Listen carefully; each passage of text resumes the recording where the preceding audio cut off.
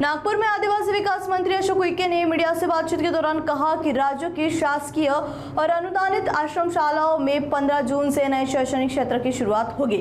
इस अवसर पर सभी आश्रमशालाओं में प्रवेश उत्सव मनाया जाएगा। साथ ही पहली बार छात्रों को सत्र के पहले ही दिन सभी आवश्यक शैक्षणिक सुविधा उपलब्ध कराई जाएगी। चलिए सुनते हैं उनका विस्तृत बयान।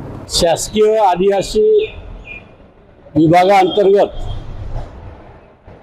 शासकीय आश्रमशाळा व अनुदानित आश्रमशाळेमध्ये यावर्षी शैक्षणिक सत्र 15 जून पासून ठाणे एटीसी आणि नाशिक एटीसी अंतर्गत सुरू होणार आहे।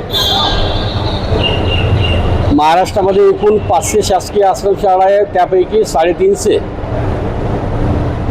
शासकीय आश्रमशाळेमध्ये आणि अनुदानित आश्रमशाळेमध्ये दिनांक 15 जूनला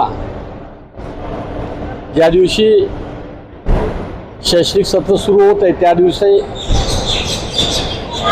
आदिवासी आश्रमशाळेमध्ये ज्या ज्या विद्यार्थ्यांनी प्रवेश घेतला त्या विद्यार्थ्यांचा प्रवेश उत्सव आम्ही मोठ्या प्रमाणामध्ये साजरा करत आहे आणि त्या निमित्ताने प्रत्येक शासकीय आश्रमशाळेकरिता एक पालक अधिकारी म्हणून नियुक्त केलेला आहे आणि त्या दिवशी सर्व लोकप्रतिनिधींनी उपस्थित राहून शासकीय आश्रमशाळेमध्ये प्रवेश झालेल्या सर्व विद्यार्थ्यांचा सन्मान करावा, स्वागत करावं, त्यांच्या आनंदामध्ये सहभागी व्हावं अशा प्रकारचं आवाहन मी सर्व लोकप्रतिनिधींना केलेलं आहे।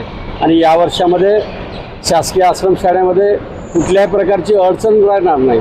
सर्व सुविधा आणि पात्रधारक शिक्षकासह आम्ही नियुक्ती केली असल्यामुळे हे प्रथमच वर्ष असेल तर त्या वर्षामध्ये पहिल्या दिवशी त्या सर्व विद्यार्थ्यांना सर्व सोयी सुविधा मिळेल असं मी या ठिकाणी नमूद करतो आणि सर्व पालकांना, सर्व लोकप्रतिनिधींना विनंती करतो की यावेळेस शैक्षणिक सत्र दिनांक 15 जूनला सुरू असलेल्या त्या दिवशी आपण त्या विद्यार्थ्यांना स्वागत करण्यासाठी, त्यांना प्रवेश उत्सवामध्ये सामील होण्यासाठी, आपण प्रोत्साहन देण्यासाठी सर्व लोकप्रतिनिधी उपस्थित राहावं असं आवाहन करतो। खूप खूप धन्यवाद।